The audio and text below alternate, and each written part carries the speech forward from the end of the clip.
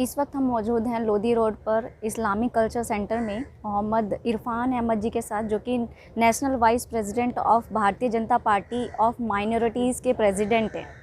Sir, ये जो bill pass हुआ है किसानों के हित के लिए हुआ है, लेकिन कुछ किसान इस पे भी विचार सहमत नहीं है, तो उसके बारे में आप क्या कहना चाहेंगे?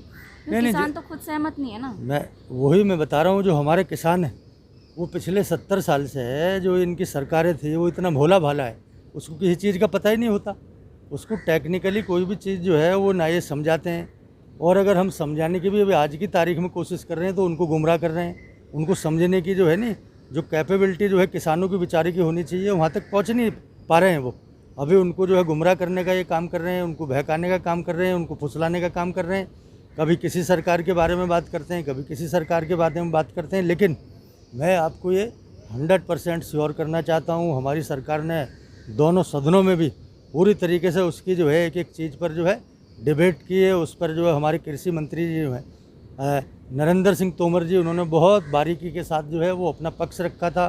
प्रधानमंत्री जी ने भी जो है, अभी आपने देखा होगा 2-3 दिन पहले एक बिहार से रिलेटेड जो है कुछ योजनाओं का श्री गणेश किया था, तो उसमें भी उन्होंने अपनी बात को बहुत साफ गोई के साथ रखा था। तो ये किसानों को जो भरमाने का काम है, किसानों को जो बहकाने का काम है, ये मैं चाहता हूँ कि हमारे जो अपोजिशन की पार्टी हैं वो ना करें। इस बिल को पूरी तरीके से पढ़ने का काम और उसकी तैयारी करने के बाद में ही वो कोई अपना डिसीजन ले।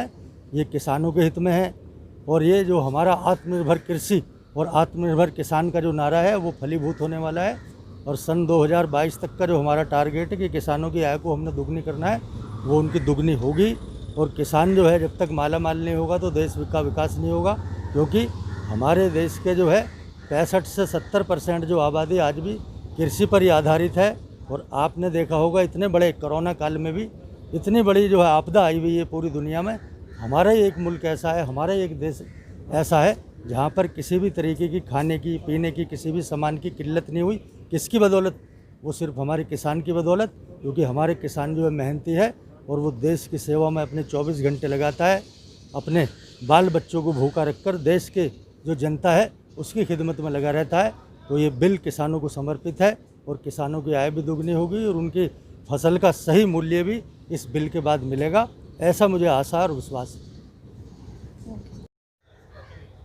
देखने वाली बात ये होगी, क्या जनता बीजेपी के इन नेताओं से सहमत हैं और क्या वो उनके साथ हैं? मैं ज्योति सक्सेना, आप देखते रहिए न्यूज़ ऑफ इंडिया 2।